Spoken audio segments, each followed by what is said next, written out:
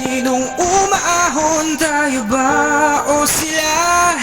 Mga ngiti nila habang nakalubog ka pa sa napuntang bulsa. Pinaghirapan kong mga barya, minumulto na ng mga pangako nyo. At makinig Saan ang haba na kita? Bakit tinatanong mo pa ang pera ng ating bansa? Diba sa bulsa nga nila ng galit at gahangan? Sa kapangyarihan, salog-salipunan, ninaw ka ba ng bayan para sa kawalang yaan?